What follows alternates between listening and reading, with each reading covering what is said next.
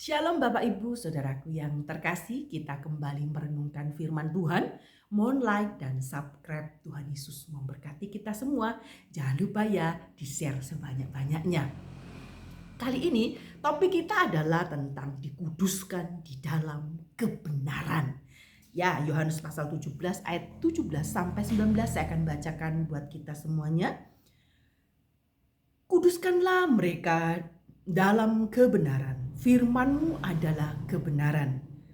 Sama seperti Engkau telah mengutus aku ke dalam dunia, demikian pula aku telah mengutus mereka dalam dunia. Dan aku menguduskan diriku bagi mereka, supaya mereka pun dikuduskan dalam kebenaran. Puji nama Tuhan. Dikuduskan di dalam kebenaran. Ketika kita mendengar kata kekudusan nih, apa sih yang terlintas di dalam pikiran kita sebagai orang percaya? Banyak orang langsung mengkaitkan dengan banyak aturan, banyak larangan, seolah-olah kekudusan hanya berbicara tentang hal-hal yang harus kita lakukan untuk memenuhi semua aturan-aturan tersebut.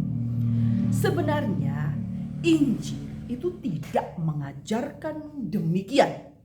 Kekudusan bukan tentang apa yang kita lakukan untuk diri kita sendiri, melainkan yang perlu kita garis bawahi di sini adalah tentang apa yang Tuhan sudah lakukan bagi kita. Hal ini akan kita pelajari di dalam teks hari ini. Ya, Yohanes pasal 17 ayat 17 sampai 19 itu berisi doa Tuhan Yesus yang begitu mendalam bagi murid-muridnya. Dalam doanya, ia tidak hanya meminta agar mereka dilindungi, tetapi juga supaya mereka dikuduskan oleh kebenaran. Apa yang Tuhan Yesus doakan ini sebenarnya sangat terkait erat dengan tantangan yang dihadapi para murid-murid Tuhan. Siapa ya kita-kita ini ya Bapak Ibu Saudaraku? Bukan hanya penganiayaan loh, tetapi juga godaan dunia yang menawarkan kenikmatan, seolah-olah tampak lebih berarti daripada pribadi Yesus. Bukankah godaan dunia lebih menarik Bapak Ibu Saudaraku daripada Anda pergi ke gereja? Bapak Ibu Saudaraku, ada 3 konsep yang perlu kita pelajari tentang kekudusan. Ya, melalui doa Tuhan Yesus dalam Yohanes pasal 17 ayat 17 sampai 19. Yang pertama yang harus kita tahu dan kita pahami, sarana kekudusan di ayat 17. Kekudusan dalam ayat ini sebenarnya berbicara mengenai 2 hal. Apa itu? Ya, posisi dan proses. Ya, Bapak Ibu Saudara, posisi kita ini sebagai orang yang percaya yang telah dipisahkan bagi Allah.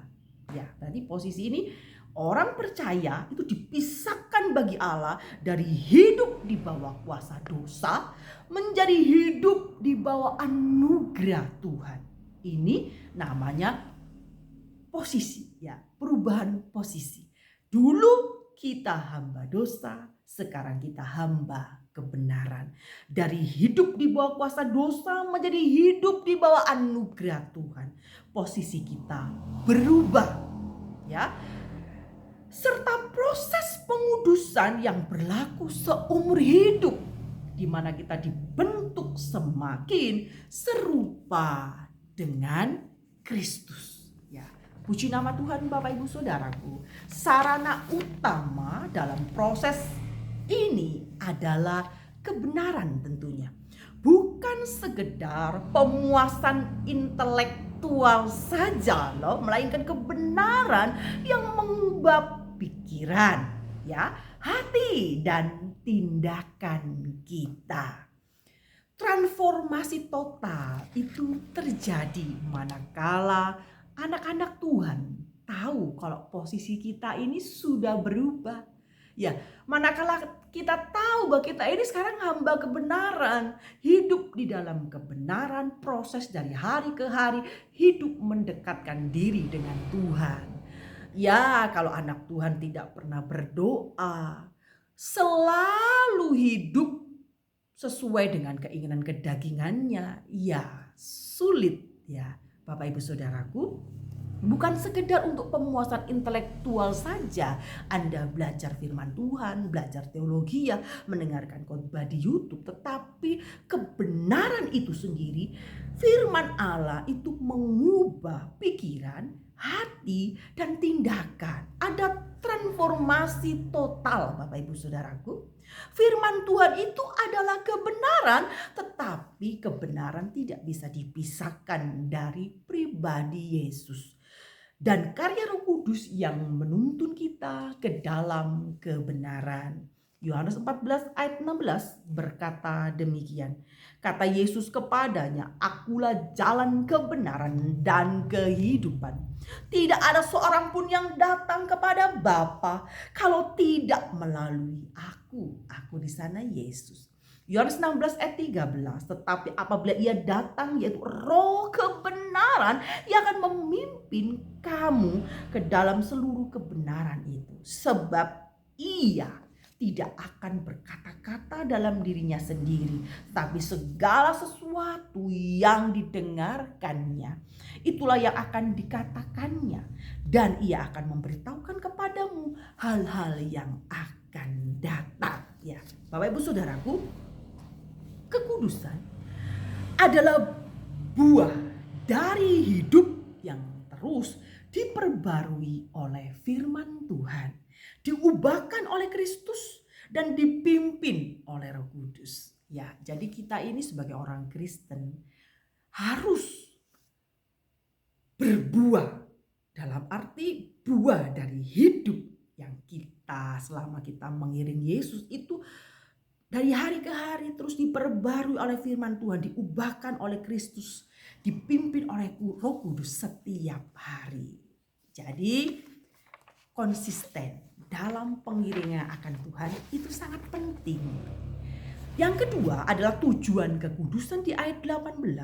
Misi kita seharusnya sesuai dengan misi Tuhan Yesus, yaitu bukan untuk menghakimi dunia tetapi untuk menyelamatkannya. Yohanes 3 ayat 17, sebab Allah mengutus anaknya ke dalam dunia bukan untuk menghakimi dunia, melainkan menyelamatkannya oleh Dia.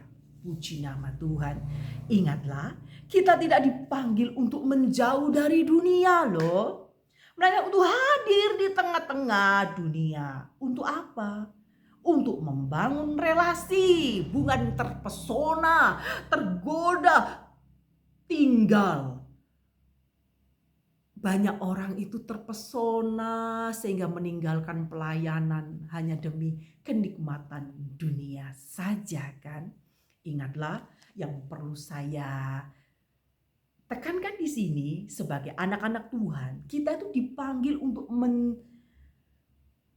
bukan untuk menjauh dari dunia, tetapi hadir di tengah-tengahnya untuk membangun relasi, menunjukkan kasih Kristus, menunjukkan kasih Kristus, memberitakan Injil melalui ucapan dan perbuatan kita. Ya, Bapak Ibu Saudaraku, kekudusan bukanlah pelarian dari dunia, tetapi bekal untuk Anda melayani dunia. Ada orang begini, mereka bilang, saya ini suka dekat dengan Tuhan, suka dengan malaikat-malaikat, suka berhubungan, sehingga saya tidak ada waktu untuk ngomong-ngomong dengan sesama. Anda keliru. Anda masih tinggal di dalam dunia. Kita dipanggil bukan untuk menjauh dari dunia. Posisi kita memang diambil dari dunia, dipisahkan. Hidup bagi Allah maksudnya. Begitu ya Bapak Ibu Saudaraku. Kekudusan bukanlah pelarian dari dunia, tetapi bekal Anda untuk melayani dunia ini. Ya, dunia ini adalah ladang kita untuk memberitakan firman Tuhan. Biarlah kebenaran itu tidak hanya sampai kepada kita, tetapi seluruh dunia mengenal kasih Kristus. Ketiga, dasar kekudusan di ayat 19. Aku menguduskan diriku bagi mereka. Sebaiknya diartikan aku memberi diriku sebagai korban kekudusan bagi mereka. Mereka itu siapa? Ya, mereka itu ya orang percaya, saya dan saudara yang mendengar hari ini kan. Pada akhirnya semua itu dimungkinkan karena Kristus lebih dulu menguduskan dirinya bagi kita.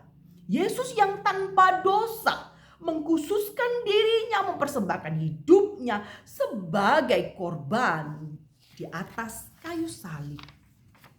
Tanpa pengorbanan Kristus, ya, yang perlu kita ingat, firman Tuhan hanya akan menjadi hukum yang menghakimi kita sebagai aturan kaku yang mustahil untuk dipenuhi kan.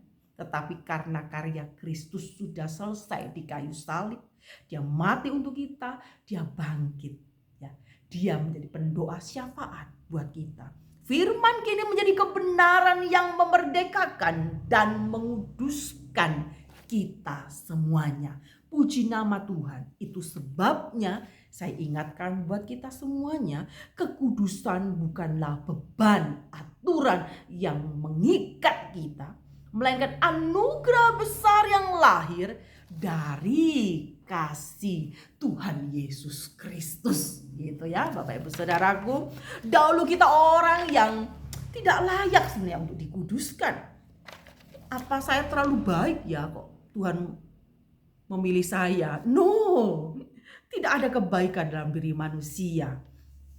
Dahulu kita adalah orang yang tidak layak, tetapi dikuduskan melalui firman dan kebenaran. Sekarang firman dan kebenaran yang akan terus menuntun setiap langkah kita, anak-anak Tuhan. Semakin hari harus semakin serupa dengan Kristus. Tugas kita di dunia ini harus menyatakan firman dan kebenaran sebagai umat yang telah dikuduskan melalui perkataan, tingkah laku, dan perbuatan sehari-hari. Puji nama Tuhan. Bapak Ibu Saudaraku, kita patut bersyukur sekali. Kita ini diselamatkan bukan karena jerih lelah kita, ya. Kita diselamatkan karena anugerah Tuhan semata.